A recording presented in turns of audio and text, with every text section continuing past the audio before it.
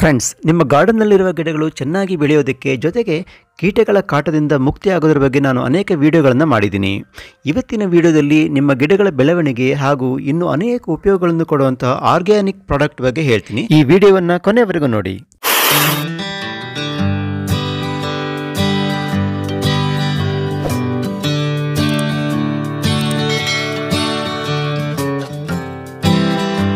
Vinegar. ಇವತ್ತಿನ ವಿಡಿಯೋದಲ್ಲಿ ನಾನು ಈ ವಿನೆಗರನ್ನು ಉಪಯೋಗಿಸ್ಕೊಂಡು ಬಿಟ್ಟು ನಾವು ಗಿಡಗಳಿಗಾಗಿ ಫರ್ಟಿಲೈಸರ್ನ ಹೇಗೆ ತಯಾರು ಮಾಡಬಹುದು, ಕೀಟನಾಶಕವನ್ನು ಹೇಗೆ ತಯಾರು ಮಾಡಬಹುದು ಅನ್ನೋದನ್ನು ನಿಮಗೆ ಡೀಟೇಲ್ ಆಗಿ ಹೇಳ್ಕೊಡ್ತೀನಿ. ವಿನೆಗರ್ ಅಂದರೆ ಆ್ಯಪಲ್ ಸಿಡರ್ ವಿನೆಗರ್ ಇದೆ, ವೈಟ್ ವಿನೆಗರ್ ಇದೆ. ಇಲ್ಲಿ ನಾವು ಯಾವುದನ್ನು ಬೇಕಾದರೂ ಯೂಸ್ ಮಾಡಬಹುದು. ಸಾಮಾನ್ಯವಾಗಿ ಕಿಚನಲ್ಲಿ ಯೂಸ್ ಮಾಡುವಂಥ ವಿನೆಗರನ್ನೇ ಉಪಯೋಗಿಸಬಹುದು. ವಿನೆಗರನ್ನು ಕೆಮಿಕಲಿ ನಾವು ಅಸಿಟಿಕ್ ಆಸಿಡ್ ಅಂತೇವೆ. CH3COOH ಇದು ಇದರ ಕೆಮಿಕಲ್ ಫಾರ್ಮುಲಾ. ಇದು ಕಡಿಮೆ ಖರ್ಚಿನಲ್ಲಿ ಎಲ್ಲೆಡೆ ಸಿಗುವಂಥ ವಸ್ತು. ಕಿಚನಲ್ಲಿ ಇದನ್ನು 5% ಕಾನ್ಸಂಟ್ರೇಷನಲ್ಲಿ ಯೂಸ್ ಮಾಡ್ತೀವಿ.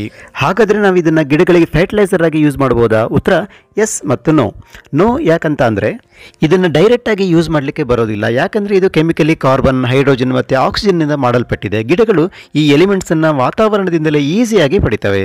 ಎಸ್, ಯಾಕಂತಂದರೆ ಇದನ್ನು ಇಂಡೈರೆಕ್ಟ್ ಆಗಿ ನಾವು ಗಿಡಗಳ ಬೆಳವಣಿಗೆಗಾಗಿ ಉಪಯೋಗಿಸಬಹುದು. ಹೇಗೆ ಅನ್ನೋದನ್ನು ಸಂಪೂರ್ಣವಾಗಿ ವಿವರಿಸ್ತೀನಿ. ಈಗ ಇದರ 10 ಪವರ್ಫುಲ್ ಯೂಸಸ್ ಏನೇನು ಅನ್ನೋದನ್ನು ನೋಡೋಣ ಬನ್ನಿ. ನಂಬರ್ 1, ಕೆಲವು ಸಸ್ಯಗಳು ಅಸಿಡಿಕ್ ಸಾಯಿಲ್ನಲ್ಲಿ ಚೆನ್ನಾಗಿ ಬೆಳೀತವೆ. ಉದಾಹರಣೆಗೆ ದಾಸವಾಳ, ರೋಸ್, ಹೈಡ್ರಾಂಜಿಯಾ, ಗಾರ್ಡೇನಿಯಾ, ಇನ್ನೂ ಅನೇಕ ಗಿಡಗಳು. ಇವುಗಳಿಗೆ ಸಾಯಿಲ್ನ pH ಲೆವೆಲ್ 6 ವರೆಗಿದ್ರೂ ನಡೆಯುತ್ತೆ, ಇದಕ್ಕಿಂತ ಹೆಚ್ಚಾಗಬಾರ್ದು ಅಷ್ಟೇ. ಇಂತಹ ಗಿಡಗಳಿಗೆ ಮೊದಲು ನೀವು ಸಾಯಿಲ್ pH ಲೆವೆಲನ್ನು ಟೆಸ್ಟ್ ಮಾಡ್ಕೊಳ್ಬೇಕು. ಈ pH ಲೆವೆಲ್ ಟೆಸ್ಟ್ ಮಾಡುವಂಥ ಉಪಕರಣ ಬಹಳ ಹ್ಯಾಂಡಿ ಆಗಿರುತ್ತೆ ಮತ್ತು ಕಡಿಮೆ ಖರ್ಚಿನಲ್ಲಿ ಸಿಗುತ್ತೆ. ಇದರ ಲಿಂಕನ್ನು ನಾನು ಡಿಸ್ಕ್ರಿಪ್ಷನ್ ಬಾಕ್ಸಲ್ಲಿ ಕೊಟ್ಟಿರ್ತೀನಿ, ಬೇಕಾದರೆ ಚೆಕ್ ಮಾಡ್ಕೊಳ್ಳಿ. ಒಂದು ವೇಳೆ ಸಾಯಿಲ್ ನ್ಯೂಟ್ರಲ್ ಆಗಿದ್ದರೆ ಅಥವಾ ಆಲ್ಕಲೈನ್ ಆಗಿದ್ದರೆ ಆಗ ನೀವು 1 ಟೇಬಲ್ ಸ್ಪೂನ್ ವಿನೆಗಾರನ್ನು 1 ಲೀಟರ್ ನೀರಿಗೆ ಬೆರೆಸಿ 15 ದಿನಗಳಿಗೊಮ್ಮೆ ಗಿಡಗಳಿಗೆ ಈ ನೀರನ್ನು ಹಾಕಬೇಕು. ಮಣ್ಣಿಗೆ ನೀವು ಹೀಗೆ ಆ್ಯಡ್ ಮಾಡೋದ್ರಿಂದ ಮಣ್ಣಿನ pH ಲೆವೆಲ್ ಕಡಿಮೆ ಆಗುತ್ತೆ. ಮಣ್ಣಿನ ಅಸಿಡಿಕ್ ಲೆವೆಲ್ ಹೆಚ್ಚಾಗಿಬಿಟ್ಟು ಈ ಗಿಡಗಳು ಚೆನ್ನಾಗಿ ಬೆಳೆಯೋದಕ್ಕೆ ಅವಕಾಶ ಆಗುತ್ತೆ.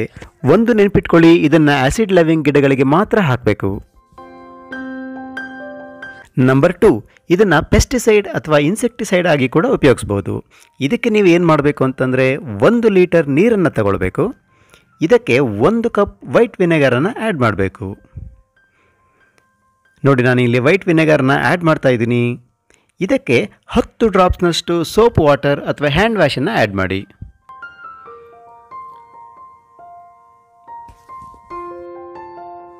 ಇದನ್ನು ಚೆನ್ನಾಗಿ ಮಿಕ್ಸ್ ಮಾಡಿ ಮತ್ತು ಸ್ಪ್ರೇಯರ್ಲಿ ಹಾಕಿ ಗಿಡಗಳಿಗೆ ಸ್ಪ್ರೇ ಮಾಡಿ.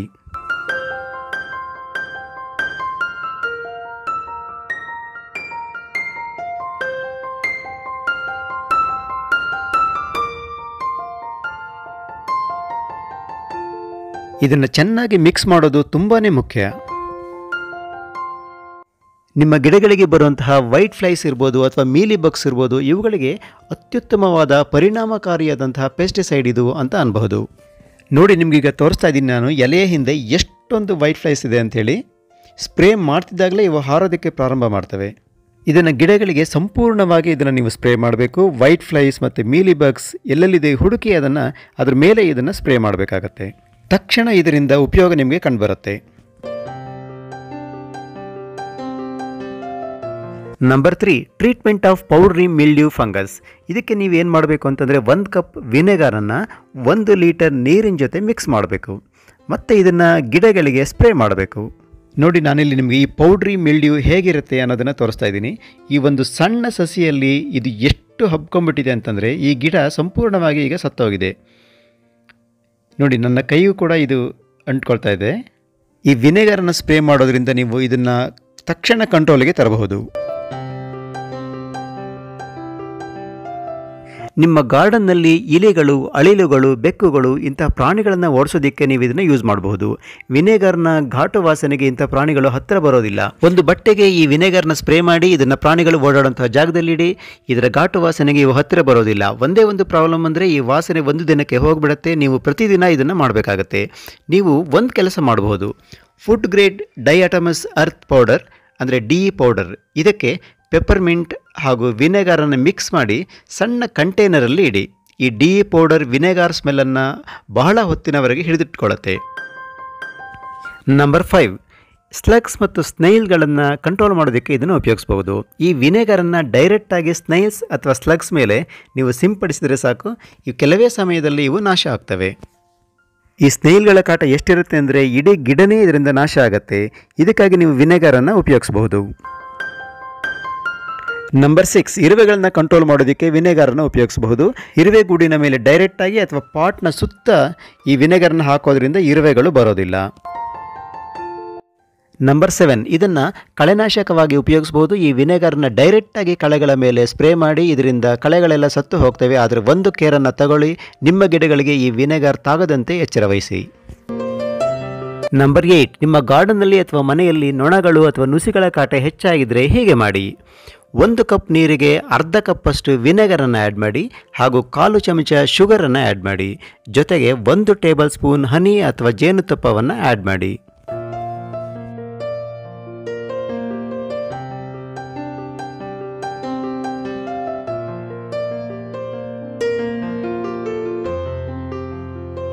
ಇದನ್ನು ಚೆನ್ನಾಗಿ ಮಿಕ್ಸ್ ಮಾಡಿ ಒಂದು ಕಂಟೈನರ್ಲಿ ಇಡಿ.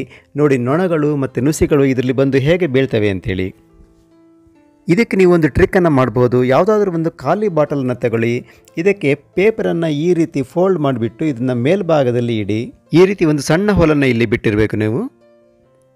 ಈ ಭಾಗದಲ್ಲಿ ಗಮ್ ಹಚ್ಚಿ. ಈಗ ನೋಡಿ, ಇದರ ಸುತ್ತಲೂ ನೀವು ಯಾವುದಾದ್ರೂ ಒಂದು ಗಮ್ ಟೇಪನ್ನು ಹಚ್ಚಿಬಿಡಿ. ನೋಡಿ ಈ ರೀತಿ. ಇದರಿಂದ ಈ ಇನ್ಸೆಕ್ಟ್ ಟ್ರ್ಯಾಪ್ ಏನಿದೆ ಅಥವಾ ಇನ್ಸೆಕ್ಟ್ ಬೈಟ್ ಏನಿದೆ ಇದು ಜಾರಿ ಹೋಗೋದಿಲ್ಲ.